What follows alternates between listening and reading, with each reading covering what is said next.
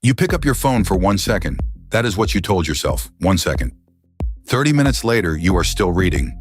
Disasters, arguments, things going wrong on the other side of the world. You did not plan this. You knew it was making you feel worse, and you could not stop. This is not a willpower problem. This is not laziness.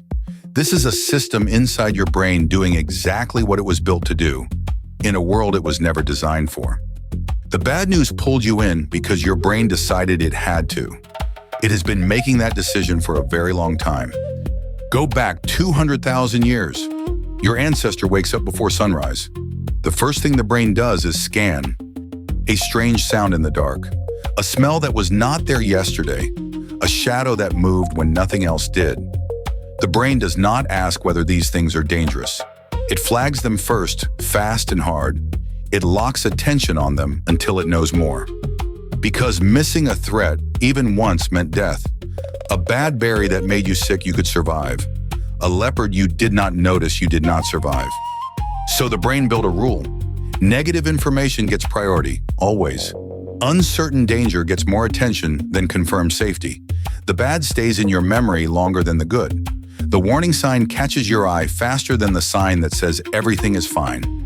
Scientists call this negativity bias. It is not a flaw.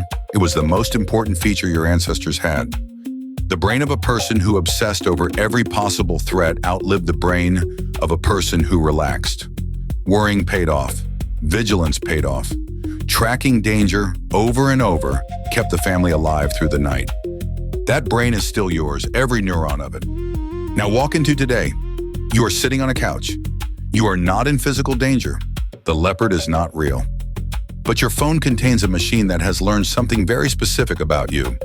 It learned that your brain pays more attention to threats than to safety, and so the machine gives you threats. Constantly, without stopping, without a bottom. For your ancestors, scanning the horizon had a natural end. You looked left, you looked right, nothing moved, and the brain got a signal. Safe. Done. Rest. The danger search had a finish line. Your phone does not have a finish line. The scroll never ends. There is always one more headline, one more video of something going wrong somewhere. The threat queue never empties. Your brain is running a program that expects an endpoint that will never come. So it keeps going. It keeps reading. It keeps refreshing. Because the job is not finished. Because it was never built to finish. And the machine on the other side of the screen is not trying to inform you. It is measuring your attention in milliseconds and learning that bad news keeps your thumb moving longer than good news. So it shows you more bad news. Not because the world is worse than it was, because your attention is worth money, and fear is the most reliable way to hold it. There is a second layer. Every time you check the news and find a new threat, your brain gets a small hit of a chemical called dopamine. Not because something good happened, because you found information, because you stayed informed, because in cave terms, knowing about the danger is better than not knowing. That small hit says, you did the right thing, you checked, you scanned, you are prepared. And then the anxiety goes up a little because the threat is real, and the brain wants to lower the anxiety. And the way it knows how to lower anxiety is to gather more information. So you scroll again, and you find more threats, and the dopamine hits again, and the anxiety rises again. This is a loop your brain built before language existed, before writing, before cities, before any of this. It is a very old machine running on a very new drug. The content that breaks through is not the most accurate. It is the most alarming. Your brain filters for it automatically, silently, before you have any say in the matter. You are not weaker than people who do not doomscroll. Your brain is just doing its job. Here is the strange part. The brain that kept your ancestor alive through the night by obsessing over every threat, that brain was also built to turn off.